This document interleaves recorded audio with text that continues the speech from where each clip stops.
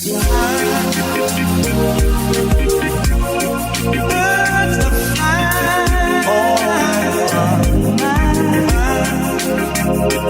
out. Yeah.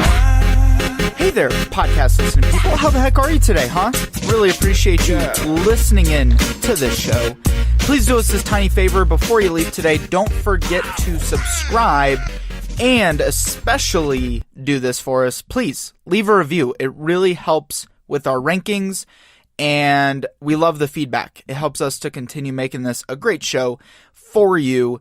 My name's Connor Doobie, and I'm your host each and every single episode, bringing you the top insights, information, resources, tips, tricks, stories from the local community of Colorado and entrepreneurs, leaders, mentors, and subject matter experts. And I have a great show for you today. My good friend Jake Wilson stops by the studio to just drop some golden nugget bombs on your ear holes today. Ear holes today. That sounded weird when I said it. I realized it too. Jake Wilson comes by. Really excited to share the show with you today. Jake is a fourth generation entrepreneur. He is actually a real purebred Colorado native. He has a solar installation company. That's his current focus. And he's also helping a lot of homeowners in the Denver community, as well as does a lot of charity work with organizations like DenverGents, Porter Billups Leadership Academy. And those are some of the key ways that he gives back to the city. And Jake is also probably one of the most well-connected dudes that I know. If you get the opportunity to link up with Jake, and I highly recommend you do, the connections are endless. I mean, he can probably link you with anybody else in the Colorado community, and he's a really great guy, really smart. I look up to him a lot, and so cannot wait to share with you today. Before we get there real quick, if you have a guest you recommend for the show, or you want to partner up, you want to collaborate with us in one way or another, then send us an email, milehighmentors@gmail.com, milehighmentors@gmail.com. We will follow up with you there. Shoot us a message there, or you can also just message us. Instagram, we use Instagram quite a bit, or any other social media site that you find us on. Send us a note. Love to chat with you. Love to chat about the guests you recommend, or any other ways that you want to partner up. We are always working on great stuff to empower and give back to the Colorado community. All right, guys, with that, please give it up for Mr. Jake Wilson on the Mile High Mentors podcast.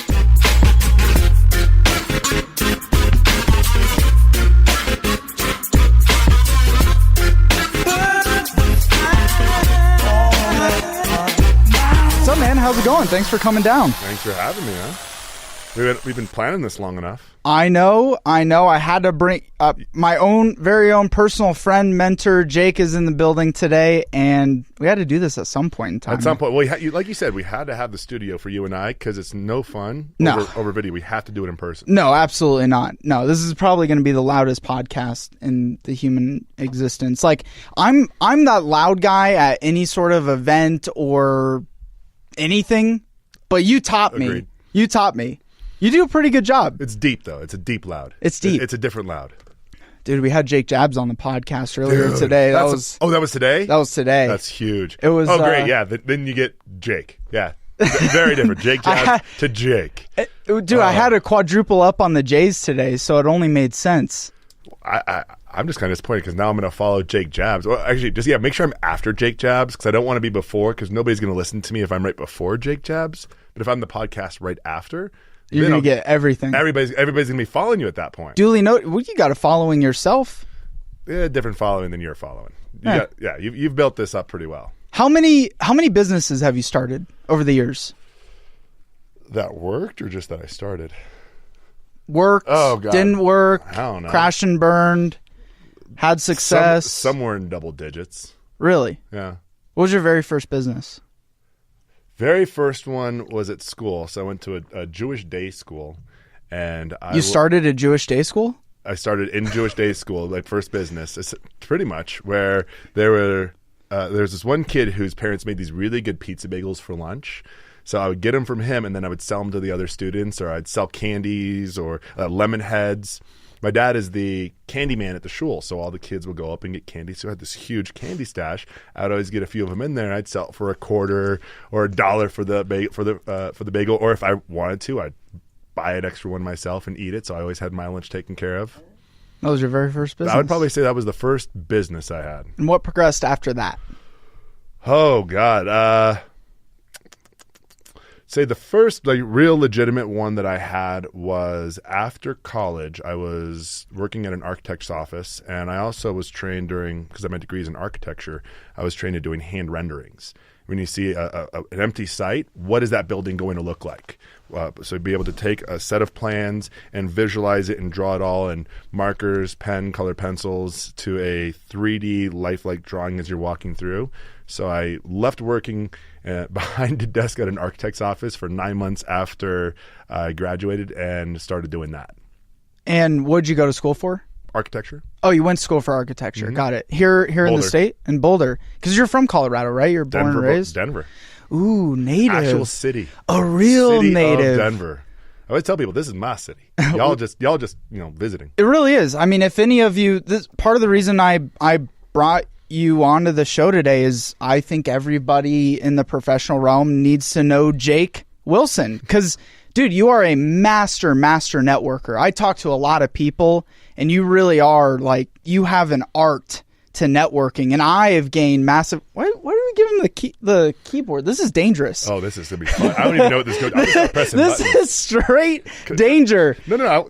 Come on. Oh, I'm start making notes of it. I'm gonna start seeing some weird stuff show up on the screen here. Yeah, I type 80 words a minute. I was in the midst of complimenting you, and I got distracted. I network and I know people. You network very well, and you know people, and I've gained so much. I mean, I just got off of speaking at Denver Startup Grind last week. I would not have had. Thanks for coming, by the way. Welcome. Would have not have had that opportunity without your connection. Well, it was just a random day where we went to his one at Improper.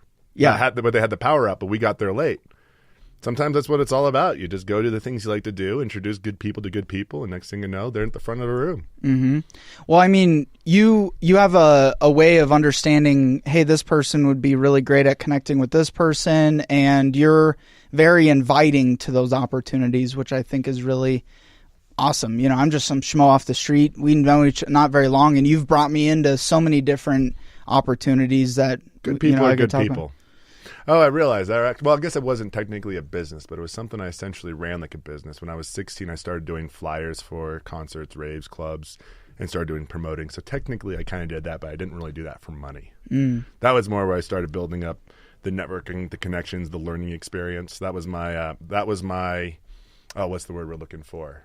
Trial and error. That was my internship. Was doing all that, most of it for free, but got to do a lot of fun stuff because of it. I was in high school. And I worked at a restaurant, so that's where I made my money, and that was where I got into all the parties, the VIP, the behind the stages, all that good stuff. Yeah. So that's where I really learned if you're good people, you treat people right, you're going to have opportunities that other people wouldn't have. So it's not a problem to introduce a great person to somebody else in my network if I know who that person is, because whenever you refer somebody, you're saying to that person you're referring them to that I trust this person as if they were me. I mean, you really are putting your reputation on the line. Right. It's not I'm not going to say it's good or bad, but you have to be really clear. So if you don't trust the person that you're about to refer, then you shouldn't do it. Just because you know somebody doesn't mean they're the right person. But if it's good people, I have no problem always referring good people to other good people. Whether it works out, hey, that's on you. Who bestowed that mentality upon you, good sir? I have no idea. I think it was probably more learned than taught, because I'd been around people, and just growing up, especially in the nightlife and music industry, integrity is a very different persona there, and it has a very different meaning. It does not mean the same thing as it means to you and I to keep your word or do what you. It just doesn't work the same. And I consciously made the choice to be the type of person that was not like that. That was always going to be the type of person that you wanted to introduce, and just took 2 decades of practice and screwing it up. What do you mean by screwing it up?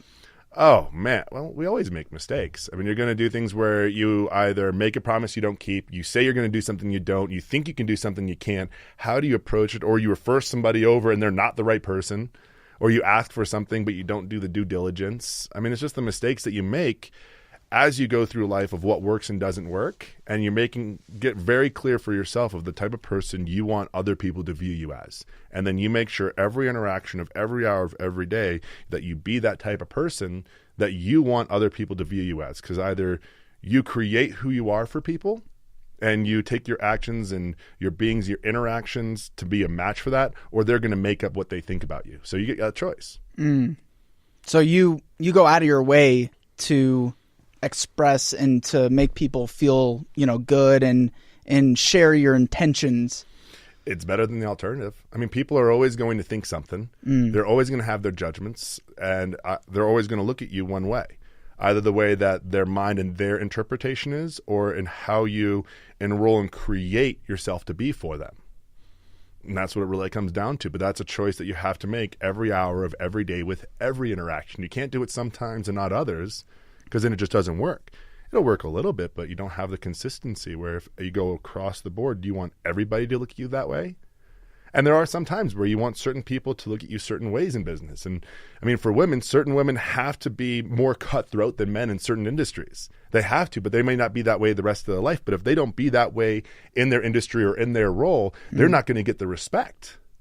Same thing with some men or different cultures. So you're talking about perception, how someone perceives you. It's huge. Well, that's the whole world.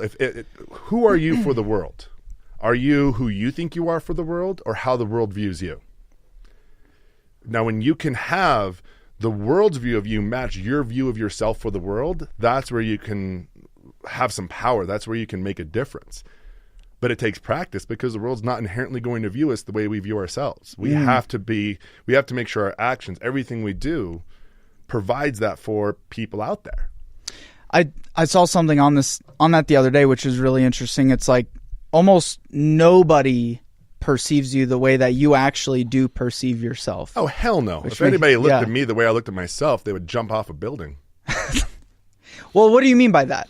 That's pretty aggressive statement. It's the way man. the mind works. It's not personal to me. It's just the way the human brain is designed to work. Ego? You're talking about the ego? No, that's not brain. I'm talking the actual brain. The brain is designed to survive. The view we have of ourselves, I really hope nobody looks at me the way my mind and the way I think of myself. God, I hope not. Well, what do you mean by that? Like, look at yourself. The mind will always go to survival. It does not want you to be big. It does not want you to play big and fail. Hold on, back up. You said when I look at myf, if someone looked at me the way they looked at myself, they would jump off a bridge. Not looked. They listened. If they listen to the view that my own mind, that my internal mind has of myself, they would be like, wow, this guy's really horrible. Because that's just the way the mind works. The mind does not want us to be big. The mind wants us to play small because it's safe. The mind is all about survival. Challenge, mentorship, growth is about, I mean, you've talked about this, it's about being uncomfortable. The more comfortable, and I think Eric talks about this a lot, Eric Hinman, the more comfortable you are at being uncomfortable, the quicker and greater you can grow. The mind does not want you to be uncomfortable. And the mind wants you to be small because it's safe. You avoid getting hurt. What happens if you play big? You're going to fail at some point. And if you're going to fail, what happens to the mind? It goes, oh my God, what were you thinking? You shouldn't have done that. You can't do this. And that's what you mean. That's what you mean by your mind. By the mind. Yeah. I mean, I have a mind like I have a left foot. That's self-talk. Yeah. Well, something you and I have talked about before, which I think would be really important to share and talk in both of us. You heard me talk about this the other night, is that you consider yourself an introverted, outgoing person. So is that kind of what you mean by that? No. I am that, but that's not what I mean by that. What I mean is that's what I'm talking about previously is the parts of humanity that we all have in common. I can't remember the guy's name. You can look it up. I want to say it's Charles Wilson was the philosopher. See? What? No, we were just talking about, we're like, oh, we could look stuff up in the midst of the podcast here, but that might get too distracting. Yeah, anyways, keep going. He tells a story when he was 16 just the quirks of having a new space, new studio. You're always, thinking about all the different stuff you can do. So he talks about. Well, we got you. We got you here to entertain. You don't need internet. You got me. So he tells this story. He was about 16 years old, and he came to the conclusion he was going to kill himself. And as it happened, he had two epiphanies that changed modern philosophy, psychology, and everything. The first one is that he noticed that there were two Charles Wilsons. The first one was this sniveling, woe is me, downtrodden, nothing's going to turn out, Charles Wilson. And then there was him. So that was the first revelation. The second one was that the first one was trying to kill the second one. The mind does not want us to grow, be big, and to be limitless, because what it takes to do that is completely contrary to survival. So when I say you don't want to listen to yourself you don't want other people to listen to you the way you listen to yourself, the way you talk to yourself, it's because other people are always going to look at and usually see the best of you if you put that out there, but the mind almost never will do that. And I've spent 12 years training it. I've just learned to turn it off. I just don't listen to it. But it's still there. It's always saying everyone has that. It's always saying those same even things. The ones at the tippy top. Always. That's why money does not. That's why Malibu has the highest suicide rate of any zip code in the United States. Also has the most money. Because it's not about that. Yeah. And you notice, you have the music. It's like when you deal with those things, it's not about what you have. There's so much more that's going on, which is why mindsets and how you deal with the ins, the outs, especially as a startup, as a mentor, the mental part of it is everything. How you deal with failure. I love failure, but I have a very different relationship to failure than most people. Do you know what the actual definition of failure is? Just the definition. No. The actual, just definition. Maybe. What is it? What do you think it is? To not succeed? Okay. Or... yeah, I don't know. What's the actual definition of it? Failure, defined, is not achieving an intended outcome. So if I said I'm going to raise $1 million for charity, and I raised $995,000, did I fail? Absolutely. Given what I was committed to. Now, it's not a bad thing. There's a lot. We can add all this story and interpretation of what it means about me. No, I said I was going to do X. I didn't do X. And that's it. Oh, okay, I failed. Okay, well, now I can take a step back and look. Okay, well, let me look. Did I do everything that I know to do or that I set forth to do to actually accomplish the goal that I set forth? I kind of slacked off for that 2-week period, and that was probably that difference. Or I didn't follow up with these leads, or I didn't do X, Y, or Z. It gives you access to looking at what stopped us from having the accomplishments that we want. So the relationship you have to failure is directly proportionate to the difference you can make. The more you're willing, the more comfortable you can get with failure, the better you are to succeed, because you're always... the only people that don't fail are the people that are not up to anything. If you always succeed what you set it forth, you're not challenging yourself. You're really not growing if you're not uncomfortable and all that. Let's take a step back, like a small step back here, because people who are listening are probably like, wait, who the heck is this dude? So, walk us through a little bit of your childhood, your background growing up, and really to where you are now. And then let's chat on that, okay. A little deeper. So born and raised in Denver, born to a Texan mother and a New York father. Shocker it didn't work, huh? But I also... What do you mean they're both rowdy? Why would that not work? You haven't met my mom. She is not rowdy. Oh. My dad is. I definitely got that. You could hear the New York in me a little bit. Really, yeah. And I started going to Jewish day school from 5th grade. And so for 5th and 9th, I went through an all-boys Jewish day school. Learned a lot. I was raised as a Chassidic Jew.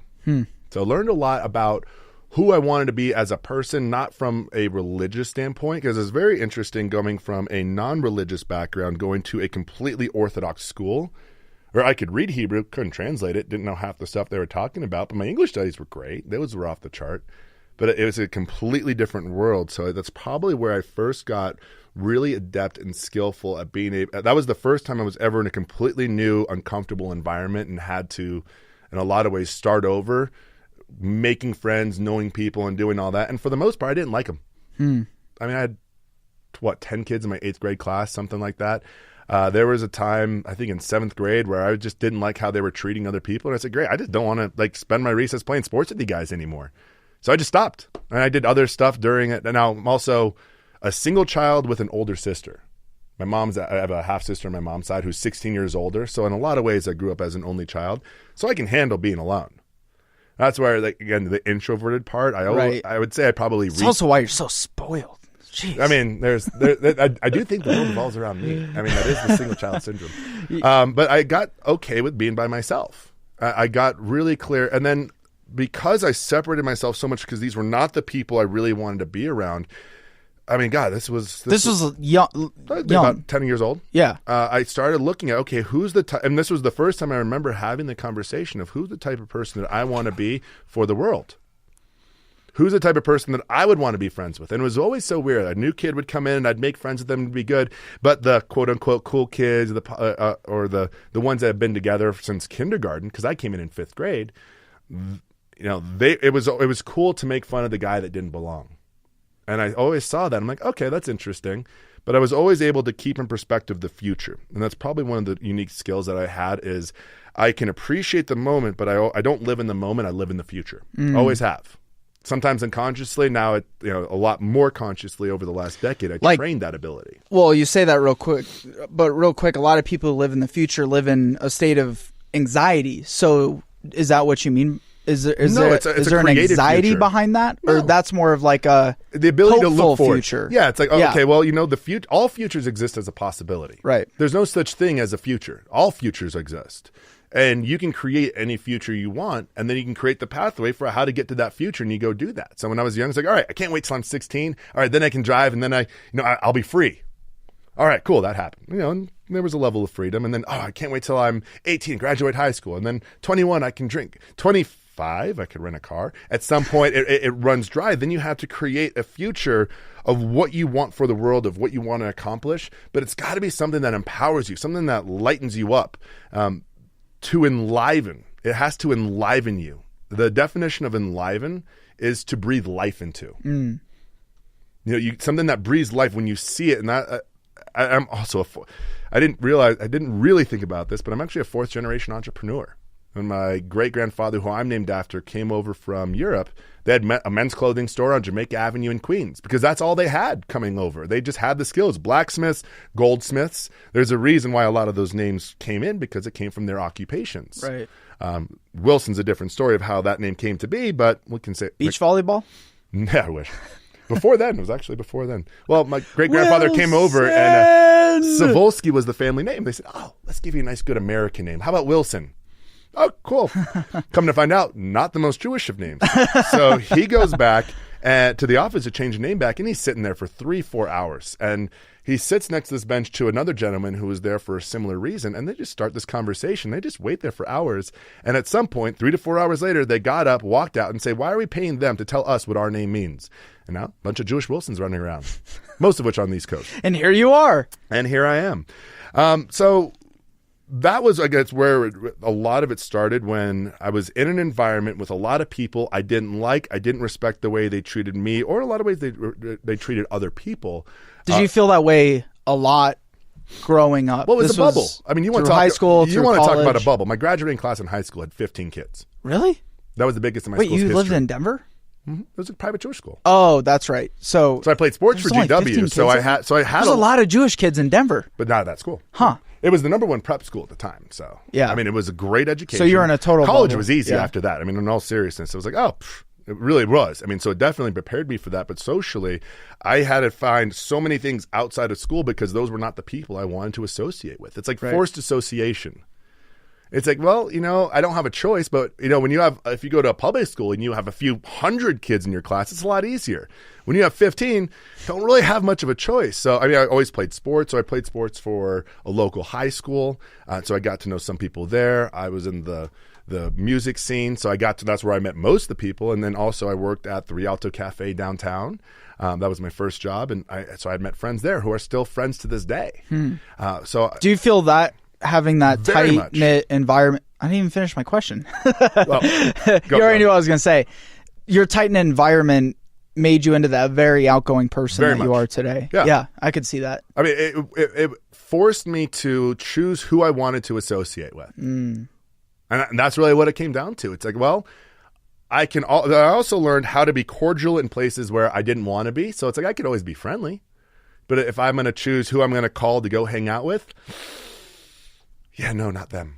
But then I got to choose the rest. Because sometimes there's a lot of people that work in a place and they don't inherently like the people that they work with. But can you remain cordial there and create the relationships you want in the rest of your life? You're not bound. You don't have to be friends with anybody. If anybody, you don't have to. You don't have to like anybody. Hell, you don't even have to like your family.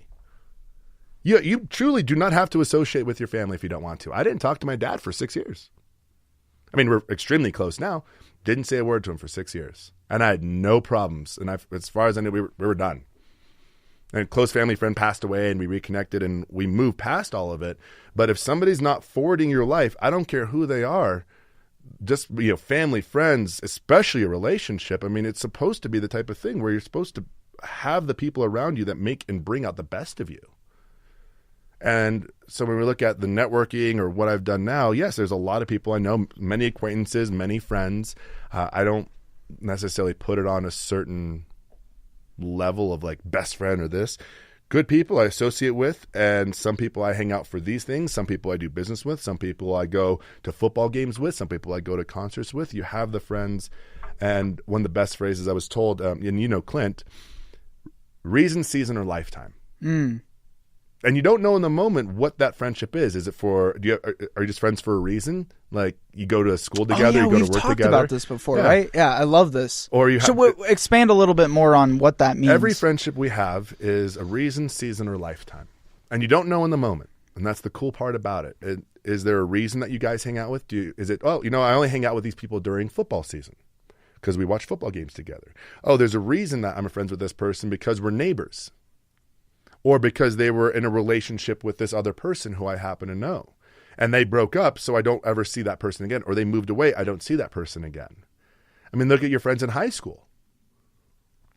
I mean, there are certain people that you have for a lifetime. And there are certain people you were just friends there, or they moved away and they're somewhere else, and you don't really talk to them anymore. I got to know where he got that from.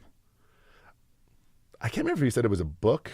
It was either a book or he created it, one of the two. Yeah, I can't remember if I've heard that from somewhere before or heard it from you, but you heard it from me, but I heard it from him.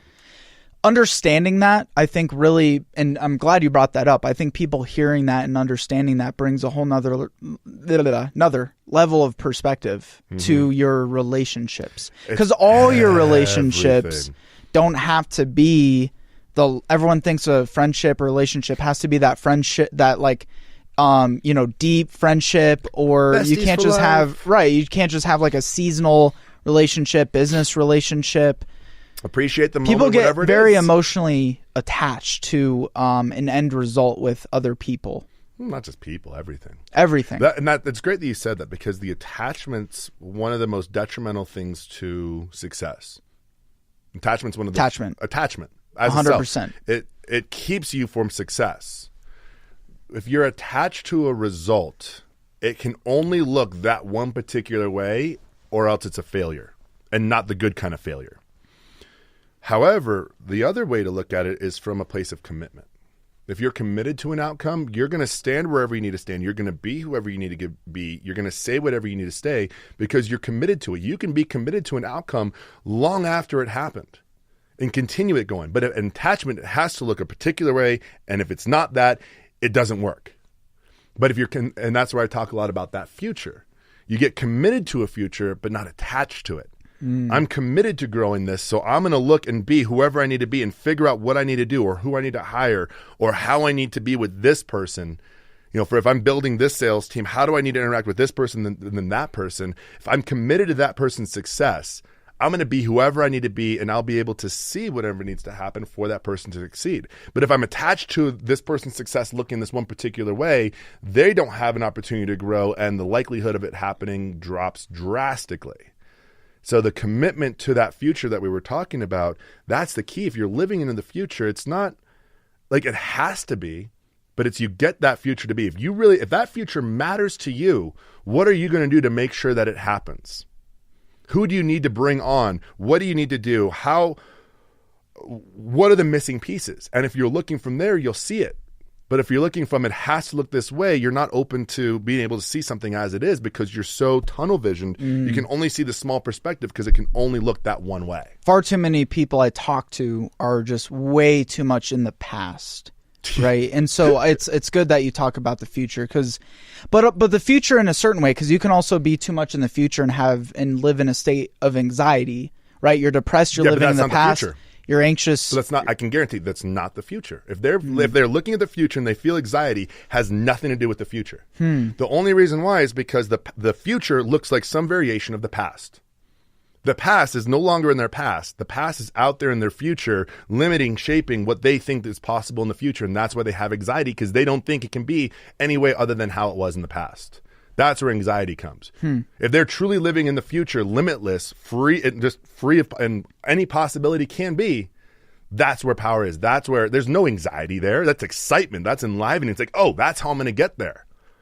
The only place anxiety would show up in there is if they're not living in the future, or that the things that have happened in the past are out there in the future, living, shaping, impacting, and limiting what they see as possible in the future. Sort of thinking about the future, but in a past outcome. Unknowingly, that's the mind. Yeah. That's the mind I'm talking about. Interesting. That's the survival. It doesn't want you that future to be there, because if that future exists, then that mind goes away. Yeah. What's made you so aware of this? Landmark education. Explain. Landmark Education. Well, now it's Landmark Worldwide, is an international training development company. It started way back in the 70s originally, something called the S Training, and it had a whole rebranding and redevelopment in the 90s, redesigned all their programs. It's the leading international training development company in the world. It's the only one of its kind. Pretty much any business coaching, things like that, anywhere you hear transformation was eventually at some form an offshoot of that. They were the first ones to This was a course that you went through where you obtained this. I went through it. There was a whole series, and I led programs there for 6 years, and I worked there, one of 5 people in the Denver office that worked there full-time for 5 years. What brought you in the door there? I was on a road trip with a friend through Kansas, and if you've ever driven through Kansas, there's not a whole lot to do. What do you mean? Kansas is a shit. There's a lot of cow shit, that's for sure.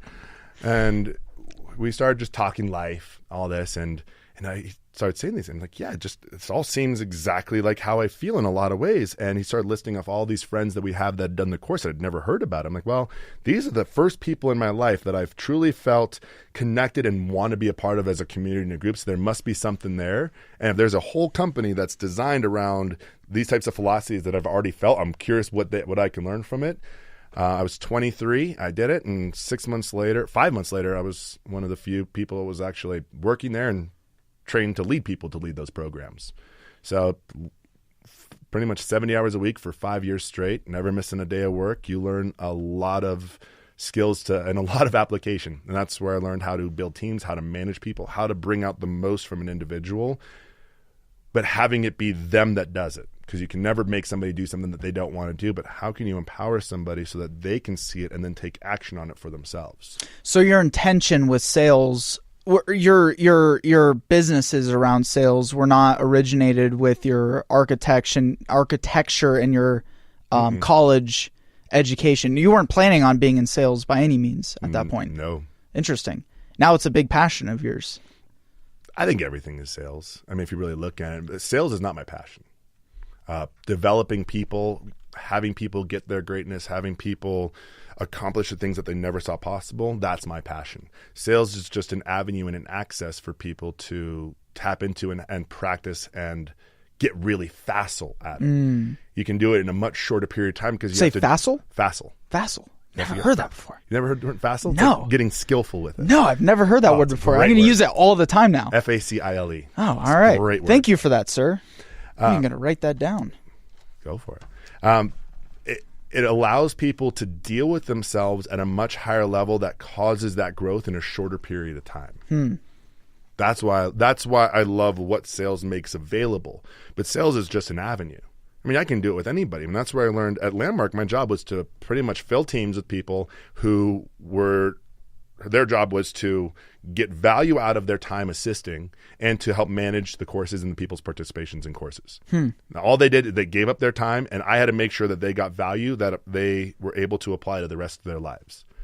After that, man, the world became really easy. If you're talking, oh, you mean for sales, I have to sell somebody that they can get something that they're going to benefit from and that they need? Well, that's easy. But it became very easy after that. You said you don't like sales. So what do you mean by that? No, I didn't say I didn't like sales. I just said that's not my passion. Oh, it's not a passion of yours. Okay. No, my passion is developing people. Sales is just the avenue that gives me a place for people to do it in a shorter period of time and to get compensated in a way that gives them a life that they can go do something with that money and have the life, which allows the management and empowering to be much easier. I mean, you tell somebody who's just bagging, something at the grocery store, or hell, if somebody's just in the CPA office or in an office job, work harder. Well, what benefit do they get if they work harder? Do they still get paid the same? Usually. I mean, and there's still enough, they get paid enough, just enough to make sure that they're happy enough so that they don't leave because they have the 401k, they have the benefits, they have the nice little life. They don't have to do it. They do that for 40 years. They can go when they retire. Right. I don't believe you're not passionate about sales, though. I don't believe that. I said it's not, I'm not saying I'm not passionate. I said it's not my passion. Not your passion. Okay. If we're getting technical, but it's a big delineation between the two. You've even taught me some stuff about sales and building sales teams that's benefited my own business. Absolutely. Yeah. But it's not for sales purpose. It's not for sales. For the end result. It's for the end result. It's the difference Right. that you get to make for the people, for your customers, for your clients. That's the passion. Sales is just the avenue. If you don't sell them on the difference you're going to make them, then you can't make that difference. So if you want to make that difference, it all starts with you have to be able to close them. Right. They have to be able to see that benefit for themselves, and you have to be able to convey and communicate that in a way where they're willing and they trust you enough to make that leap, and that they're going to go do it. Depending, and in your case, that they actually have to go do something. They can't just sit back and, oh, Connor's going to do his magic. No, they got to participate in what you do. Yeah. Well, I came to you. I was like, leave it to Jake to tell you how it is. I mean, obviously, listen to this thing, but I came to you. I was like, I need to build a sales force with this, with where we're growing, how fast we're scaling, and I was like, Jake, I was thinking about doing this, and this. You're like, no, what are you, stupid? You don't do it that way. No, you didn't say it like that, but you totally shifted my mentality on how to go about working with salespeople, because I think people see salespeople kind of like the internal, I don't know how else to say it, but like Scum of the earth. Kind of, yeah. That's one way to look at it. I mean, we grew up in sales. You're not wrong. I mean, one of the big goals people I have, see commodity almost as a commodity, it's right? Good luck having not a business even grow so without much without sales. The most important genre in your business, because without sales, you have nothing. You don't have a business. You really don't. But people don't prioritize it. They don't. It's not. You're right. They don't prioritize it, but I think they're just so numb to it because they think, oh, anybody can do it. Now, yes, I've gone and I've trained pretty much as anybody. I've trained a lot of people in it, but it's because I look at that person and if I believe in it, I can happen. But that's not the way most people look at and relate to salespeople. It's, oh, well, I can get somebody else to do it. Sure, anybody, and, that's where companies that want to cap salespeople's commission. Oh, they're earning too much. Well, that's a good thing to you. But yes, you're not wrong, and that's how it's looked. One of the big goals I have is changing what sales in the 21st century is, where it's a profession that people can be proud of. Because again, you tell me any profession, I can tell you how it sells. You're selling a product, a service, or your own ability. I don't care what it is. You're selling something. When you got hired and you did the interview, you had to sell something, and you're still selling yourself every day that you can continue to do that job, and they're going to keep paying you. Dating, all sales. Everything in this world is sales, but sales is not a bad thing. It's changing the view and the relationship people have to sales, but it's also the same way when talking about building and developing people. It's getting them to view and relate to themselves in a different way than they possibly have. Are they viewing themselves as an unlimited badass of possibility that they can accomplish anything that they want? Or, I don't know, I'm kind of scared. I don't know if I can do this. I don't know, sales really isn't for me. I love them. I almost never hire salespeople. I want to hire people. If you can have empathy, it's great. And that's where I think a lot of the disconnect has happened with salespeople, is people think that salespeople aren't empathetic. Like, oh, they're just going to try to get the sale. The old school. I wrote an article about that's this. What you mean by versus new school sales. Yeah. That's where a lot of people have that view of salespeople. Oh, they're going to manipulate. They're going to pressure us. They're going to figure out some way to get the sale. Well, that's just because they didn't do a really good job in the sales process. If you ask the right questions and people see the benefit and the need, it becomes pretty obvious of, oh, well, I need this service and you offer this and this is a great rate and this fulfills my need. Yeah, let's go. The only time there's pressure is if people aren't present to the difference that product can make, which means that you didn't ask the right questions and you didn't take them down the right pathway to solve their problems. You were trying to solve your own problems. Sales is all about being over there with the other person, which goes right to networking. I always tell people, if you want to be a great networking person, don't go out and do it for yourself. And don't I'm going to go out there and like, hey, here's my card. I don't do business cards. I've told you, I hate business cards. I refuse to do it. It's the most useless thing in the world. But if I'm going out to build relationships. I want to know. You saw what I did in the talk the other day. I'm like, who handed out a business? Or maybe you. No, I missed that part. Oh, okay. That was literally the first thing I did when everyone came into the talk. I was like, who handed a business card out tonight? And all right, grab social media, connect there, because like it's going to go in the garbage. Well, I've told you I do something different. The second, okay, what do you do? What's your I don't have style? a business. I have a digital business card. So I have my same business card. I just have it in a little screenshot in my phone because everybody has these fancy little phones. So I say, I don't do cards, but I can text you my card. Listen, what's a good number? Flip phones are making a comeback. Well, folding phones. It's now folding phones. Oh, folding phones. Folding phones. Oh, got it. But if I say, well, no, I don't do business cards, but I can text you my card. Yeah. What's a good number? Well, what do I have then? I have somebody's cell phone. It's a good approach. I like it. Hey, let's take a quick step back here because I think people, again, I'm so glad we're talking about this because I agree completely. Whether you're looking for a job, whether you're looking to start a podcast, whether you're looking to build a business, grow a business, marketing, it all comes down to sales in every single dynamic. Yeah. Every dynamic, right? Just interviewed Jake Jabs today. Guy's a sales animal. Savage. He's savage. But people wouldn't consider him so much of a salesman as much as well, again, there's a brand. Yeah, there's a whole there. But hold on. People say about but hold on. My question is first off, how can let's start with the employers. How can they develop better sales skills in their teams? So I have a triangle that I always use for my consulting clients, and there's three components that you have to look at. One side, you have what the company exists for. Second side, you have what is important and what matters to that employee or to that salesperson. And the third is the type of benefit that that company makes to a customer. If you can connect first you have to know what's important and what matters to your salesperson. Just what matters to them in life. Buying a house, taking care of their daughter, going on vacation, buying a new car, whatever it happens to be, retiring. If you know what's important and matters to that salesperson, you connect that to the customer. So if they take care of the customer, of what the company exists for, by taking care of that customer, they fulfill a need that that customer has, which fulfills what the company exists for. And if they do that, they get paid to have access to those things that they want in life. So how do you do it? You got to get interested in your salespeople's lives. If they have great lives, then they're going to have more success. The second component of that is, and this is so often overlooked, is a salesperson has to be passionate about what they're selling. So important. I mean, here's the thing. I sold windows for 6 years. Love it because it's a great product. It is the highest quality window, and it's better than any product out there on the market for a third of the cost. Which window was it? The Apex Insignia. That's window. Right, yeah. So I know. We actually met at RBA. Oh, I know. Yeah. I laugh at, no offense, I laugh at Renewal by Anderson. Our windows. Shut your mouth, Our sir. window's twice as effective and a third of the cost with a warranty that's twice as long. Allegedly. Say allegedly. We actually document it. I mean, it's literally there. Just in all seriousness, Sales Wars. How I sold clients is I showed them the Anderson's warranty right next to ours, and that more often than not closed them when they saw that and it's right there because Anderson only does a double pane. We'd only do a triple pane.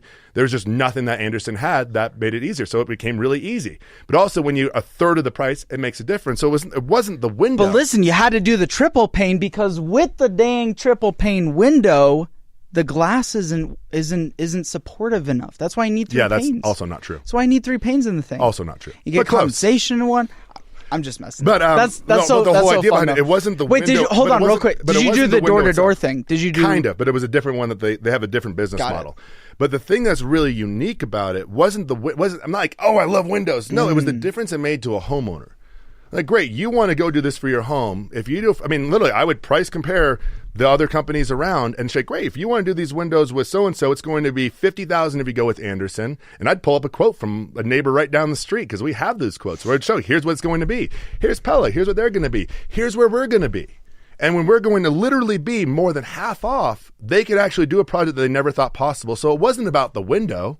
It was about the difference it was going to make in their home. I love getting the testimonials like, oh my gosh, it was like, we're right by this busy street and we never heard anything. The baby loves this. I can sit in my living room and I'm not roasted out of house and home. I don't have to paint the inside. I mean, like the difference it makes, it's not the window, it's the difference it makes for people. Right. And that's what I say. Which going back led you to being passionate about it, which made you great at selling. It was never passion about the windows. It was a passion about the difference it was able to make. And if you can keep that connected with windows aren't that sexy. No, not at all. That's why I'm really excited about being in solar now. It's like solar is way sexier. It's a lot more fun. It's like so much easier. But at the same point, if I can make windows be sexy, I can make anything be sexy. And that was a great skill that I really learned there, and a great appreciation I had for it. So you're asking, what can employers do? Is you have to get what's important, what matters to people's lives, and you have to connect and make sure that they're passionate about what they sell and that what they do actually makes a difference. Yeah. If you can, starts with culture. That can go away in a snap. Right. That can go away in 1 week. It could be one bad customer interaction. They're like, oh my God, what was I thinking? This could never work. I mean, it really can. It can go away that simple with salespeople. It's a roller coaster, and that's the hardest part for employers when you're dealing with it. The number one issue with salespeople is not training them. That's the easy part when you train somebody how to sell. That is the easiest part of it. It's the ongoing day-to-day management of the ego, of the mindset, of the emotions, of the heart, of everything else. That's where most companies fail is in managing the mindset, the nature, the passion, the excitement, and the roller coaster that people deal with as salespeople, especially when it's up and down. I mean, if somebody's getting a little tight on bills, they get sales breath. They're going to. You could say that they could be saying all the right things, but if I'm challenging you to be unreasonable with your finances and work it out, but I'm not at all being responsible for my finances, I could say the words, but it doesn't resonate. It doesn't land. I won't. That's when people get a bad perception on a salesperson. They wouldn't know why. Exactly, because they're trying to force an outcome. Right. Like, oh my God, I need to force this outcome, and it's unconscious. I can't pay the rent this month, right? Like, I got to figure out a way to do this. That's when scummy sales tactics come out. That's where the perception gets. But also, does that come down to the leaders and the owners in the company not providing enough resources to that person in some form or fashion? But could that person just be a shitty salesperson? If you're the leader of the organization, you're responsible for the success of everybody that's under your employment. You're responsible for their life. You're not responsible for just their sales. You're taking on that you're responsible for that person's life. Like I said, what was the first thing? How do you make sure? You make sure they have a great life. If they're having a great life, they're going to succeed in sales. So your success is not as A to B. It's very indirect. You make sure they're having a great life. All those things happen. Well, what does that great life look? Well, you got to know. Is it making sure that their kids go to the right day school? Maybe they have a sick relative that they're trying to take care of. Maybe they want this trip. Maybe they want to buy a house. You have to make sure that they're having a great life. Because if they're not, that's when they start pressing. That's when those other relationships to sales start coming through. Well, dude, it's a sales quagmire. You need sales to have a great life, and you need a great life to be great at sales. That's why I say the training is not the hard part. Training is the easy part. How do you, on a day-to-day, month-to-month, hour-by-hour, week-to-week basis, keep somebody connected in that triangle? How do you keep them connected to what's important, what matters to them? And the only way that they can succeed that is if they truly are just for the customer, not for the company, for that customer. In that interaction, that they can set aside everything else that's happening in their life and focus right there on how are they going to solve this person's problems with the product and offering that you have. And it comes down to that. If they can put all their stuff aside and be 100% for them, life works out really well because then they can actually do the sale authentically. The people's going to love it because they get that the person that's selling them cares about them, not just about the paycheck. And that's the difference. That's why I'm very picky about the companies I've ever worked for. I don't work for the company that sells the most important product. I work for the companies that sell the best products. or they do it in a way that takes care of customers in a way that nobody else does. That's because that's what I'm passionate about. For my company, my solar company, I could charge what everybody else in the market does, but why? I would rather sell to 10 people at a great rate. I mean, I'm not an idiot, so it's still going to be profitable, but I'm going to sell it like at the best possible rate I can for the customers that my business can survive. I'd rather sell 10 people at that than 3 people at a really high margin. Why? Because if I do it right with those 10 people, I'm going to get a bunch of referrals because I took care of them. I like them, and I can go to them and they like, okay, you know, this guy really took care of me. I like him. I trust him. I had rapport. That's where you that's how you grow something. Not about charging a lot. And that's where people are like, well, we're just going to raise our prices, or we're going to raise our quota for salespeople. To help bring more sales in, they raise prices, makes it harder to sell. Or they can, but again, the psyche of salespeople is very fickle. We are a sensitive group of people. It's an emotional roller coaster. In fact, there's been a lot of studies that, believe it or not, what do you think? Who sells better, introverts or extroverts? Introverts, 100%. Always. They're the best salespeople. Do you know why? Probably there's got to be more than one reasons, but yeah. There's one big reason. They're more than likely to follow a process. If somebody tells an introvert no, they're going to look, okay, well, what did I do wrong in the process that led to the no? Versus an extrovert, if somebody says no, oh my God, they're telling me no. Oh my God, that's just a way that, again, it's the mental component of it. Sales is all a mental game. Business is all a mental game. Growth, life. Yeah. It's the stronger you are mentally to handle that, the easier it is. Well, listen, that was one of my toughest transitions, going from selling windows to selling complex B2B sales. Was that very different sales process. Totally different. And so it's like, it is much more of it's like a process, right? There's much more of it's like a manufacturing process versus transaction. Well, you got to take people through all the different places, all the different parts of the mind that they have to deal with to feel comfortable to make a decision. How can individuals, whether you're looking for a job, whether you're looking for relationship, whether you're looking to be in sales, how can those people empower themselves to be greater at sales?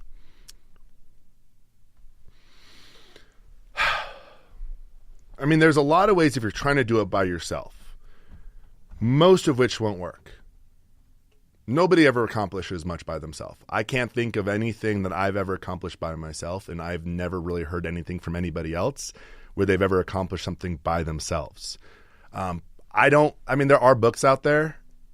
I mean, there's 1.5 million, but they all essentially say the same thing. I say if somebody wants to get really good, look at somebody who you admire, ask them to lunch and say, great, can I just take you to lunch? I just want to be able to sit down. I want to learn from you. I want to know how you're able to do what you do. Not just somebody who's really good at sales that you've seen. No, find somebody that you know you like and respect and pick their brain. That's the best way. Screw books, screw YouTube videos, screw TED Talks, because none of that works on. They're there, and it's all these like nice ideas and concepts, but it's very hard to apply them. But find something tangible with a person. Why is it harder to apply that versus with a person? Because it's all conceptual. You're still trying to deal with your mind from your own mind. It doesn't work. I mean, you're literally trying to solve a problem. It's like the Einstein theory is you can't solve a problem from the same place that you created it. You're literally trying to solve the problem of your own mindset from your own mind. Well, I read this book and here's how I interpreted this book. Your interpretation is always going to match what the past that you've trained your brain to be able to relate to it. So if you want to do something, you've got to get in communication. You have to get in conversation. The only way you really can truly develop in the shortest time possible is in conversation with others. Asking questions in real time. Find a mentor. That's the best way I could say is find somebody that you truly admire, respect, and you want to learn from them of how they do it and take on those characteristics. Ask them how they did it. What did they have to deal with? How they have to, and be prepared every hour of every day. You have to deal with the mind that's coming up and how it's not a match for what you're committed to. And if the moment you see you're doing something that's not a match for who you wanted to be for the world, then you stop it and you choose to do something else. But it takes a high level of self-awareness, which is only done through practice. So when I say I screwed up a lot in the self-awareness, where I'd be listening to my thoughts and my minds instead of what I gave my word to or what I said I'm committed to. That self-awareness is the hardest thing for people to develop. And it takes the most time. That's not something you can get in a weekend. You can't walk into a judo class and walk out a black belt in a weekend. It takes a lifetime. It takes years and a lot of mess ups because there's the 3 levels of mastery. If you're familiar with these, the first level is you notice that you made the mistake after you made it. Step 2 of mastery, you notice the mistake as you make it. Step 3 is you catch the mistake before you make it. So how do you do it? You make a lot of mistakes. And that's the number one rule I have for anybody that I'm working with, whether they be a consulting client or a salesperson underneath me. Number 1, make lots of mistakes. Number 2, make every mistake only once. There's no excuse for making the same mistake more than once other than you weren't awake and aware enough to notice what you did the first time and care enough about it to correct it. But you have to be willing to make mistakes. If you're playing it safe, you're never going to survive in sales. You got to be willing to shoot for it. And that's part of the roller coaster we deal with. It takes a unique person to be willing to deal with it, but it all comes down to who's the person above them that's managing, that's empowering, that's supporting, that's developing them, that's working with them on that mindset every single hour of every single day, because it has to. The moment you take your hands off of a salesperson and you just kind of let them go, you can have all the processes in the world, but if you haven't developed those habits, and if they haven't developed a way of being accountable, which almost always needs somebody else. That's why almost any top CEO you're ever going to talk to has some sort of accountability partner, either a coach, another person on their executive board, a mentor. Yeah. They have somebody that they're accountable to. You truly believe that in-person mentorship? We're talking at the sales level. I mean, you can do it over the phone. I've done it. But you have to have some level of accountability. Real-time interaction rather than consuming content. It's the most effective. Because that makes you feel great. I know a lot of people that consume Gary Vee videos on YouTube all day long, but they don't do anything. Take no action on it whatsoever. Absolutely. So I agree. Insight without action is like a fart in the wind. People love insights. And the problem with books and videos, all that gives is insights. It doesn't give any actionable access. That's why I say you have to get in connection with somebody else and get on the court. If you're in the stands watching videos and reading, you're not on the court. You're not actually walking the walk. You're not dealing with whatever you as an individual have to deal with to reach that next level. You can watch all the Gary Vee videos. He's going to keep saying the same thing in a variation, but until you get on the court and see what you have to develop, what you have to deal with in your own mind or in your communication skills or in your listening skills or your interaction or your question asking skills, until you get on the court and fine tune that, you're never going to get better no matter how many videos you watch. If you want to learn how to ride a bike, you can read all the videos. You can watch all the videos. You can read all the books. You can do everything that you possibly can. You can study the engineering dynamics, all of that. But does any of that help you ride a bike? How do you ride a bike? Put your butt on the seat and start pedaling. Fall over a couple of times, but once you get balance, you got it. It's distinct for you. But it's because you did the work to do it. You don't learn something like that. There's certain things that are experiential. And the only way you can, that's where people can get highly skillful with regards to sales that a video or Gary Vee videos and all that will never provide. They just don't. Jake Wilson, on that note, really appreciate you coming down here. Anything else you want to, as we start to wrap up here, anything else that you want to share with the people, podcast listening people? I would like to end, whatever it is that you're up to in life, make your life bigger than yourself. If your life is about more than just you, it's a lot easier to deal with the trials and tribulations of life. If you ask Martin Luther King in his heyday, man, but somebody just stepped on your shoes, do you think he'd care?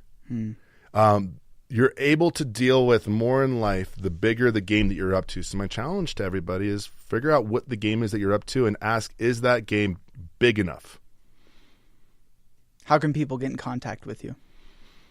You can, you can always find me on Facebook, Instagram, Suited Solar Salesman. Use Instagram most, or Facebook? Facebook, Jake Wilson. LinkedIn, Instagram, Suited Solar Salesman. My website's consciousec.com, so they can always fill out and contact me there as well. The Suited Solar Salesman. Yeah. Where'd that come from even? Oh God, I had to give somebody a ride to the airport like late at night because their car broke down, and I'm on the way back, probably slightly delirious because I don't even know what time it was, and it just came to me like in the middle of just driving. I'm like, Suited Solar, that sounds really cool. Appreciate you, man. Thanks, man. Let's wrap this up. Thanks, guys, for listening. Don't forget to subscribe. Please subscribe. Leave a review. We'll see you on the other side.